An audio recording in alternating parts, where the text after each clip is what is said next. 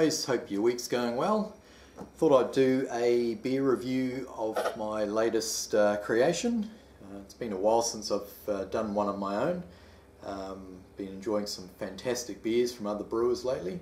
So some of you may have guessed from the colour, this is my Rakau Welch Red Ale. I've taken the liberty of pouring it up in advance because this bottle was the very last one out of the fermenter when I was bottling. Put VL for very last, and there was a possibility of some sediment and crap getting kicked up off the bottom, so I just wanted to pour it up really carefully, and it looks pretty good. I can't see any sediment or any material floating around, so yeah, happy with that. So I'll just show you the beer closer. Not sure the colour's showing up, but it's holding a 2-finger head. It's been poured out for about 10 minutes now while I've been mucking around. I'll just swing the camera around, see if we can pick up some more of the reddy hues. It's definitely got some nice red tints around the outside, but there we go. Sort of picked it up when I swung around. Maybe if I stand back a bit further.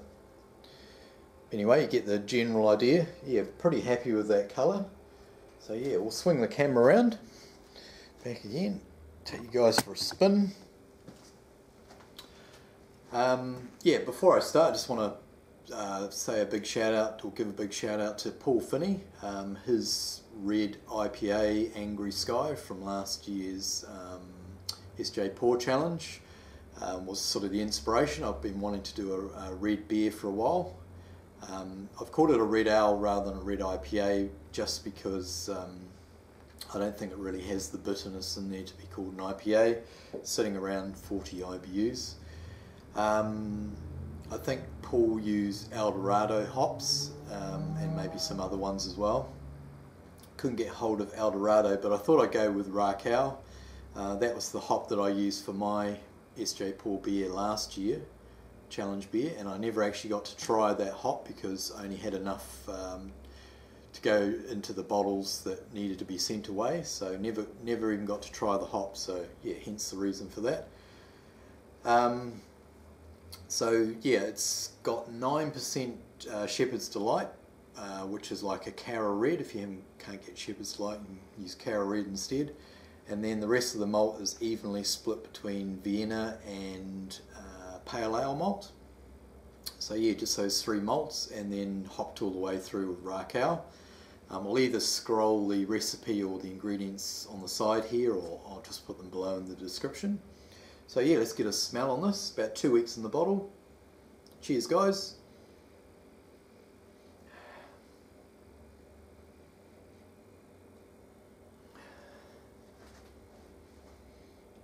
Getting some interesting aroma through the top. It's quite sort of a sweet, almost strawberry, if that makes sense. There's no strawberries in it, but getting like a strawberry sort of tropical fruit sort of combo. The strawberries are a little bit unusual, wasn't expecting that. So let's dive in, guys. Cheers. Cheers again, already said cheers.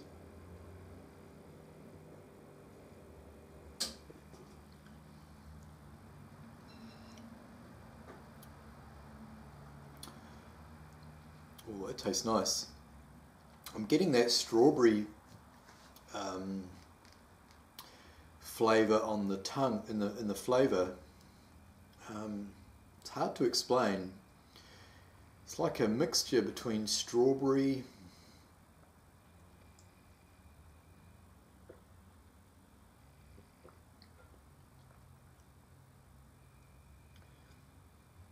I was going to say almost a little bit fruit, Christmas sort of cake, sort of, you know, that fruity sort of Christmas mince cake sort of flavour you get through. Interestingly, the Shepherd's Delight does have some of those characteristics I think described in the malt. I think they describe it as having a cola quality or property.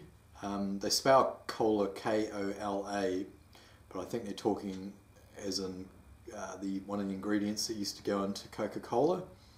So it's sort of got a little bit of that, I guess. Maybe that's where I'm getting the strawberry from.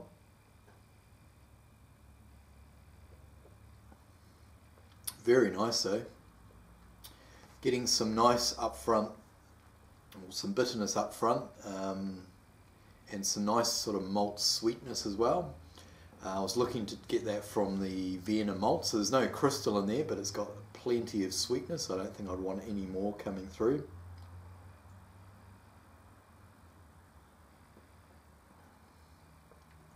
Yeah, it's quite a moderate amount of bitterness. I think it was about 40 odd IBUs, so that's a good amount. Got quite a dry finish.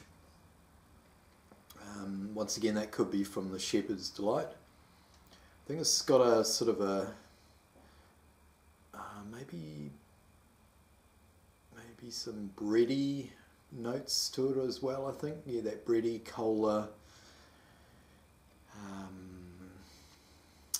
yeah, that fruit cakey sort of taste, and that's going really well, you know, with the red colour. Sort of matches, you know, what your eyes are seeing. You're getting something similar in the flavour. I've sent a few of these out to various other brewers. Matt Reed has already done a review on his channel. I'll put a link below. And yeah, I'll be keen to see what the other guys that have received a bottle think of it. Yeah, I'm pretty happy with that. This would be awesome on a nice hot day. Unfortunately, it's not the case today. I got contacted, or have been contacted on Facebook over the last month or so by a guy called Aaron in Australia. He lives in New South Wales, and he was quite keen on my brew setup, the hop pot brew system that I made. So I sort of gave him lots of information and helped him out with a few things, and he actually has created his own brew setup based on mine. Now, Aaron doesn't have a YouTube channel, but he did send me a brief video through Facebook. So what I might do is, at the end of me rambling, I'll tack that on and you can have a quick look. But he looks like he's done an awesome job. In the video he's just testing it out with water, but he was going to be brewing on it shortly after that. So I hope that all went well, Aaron, if you're watching.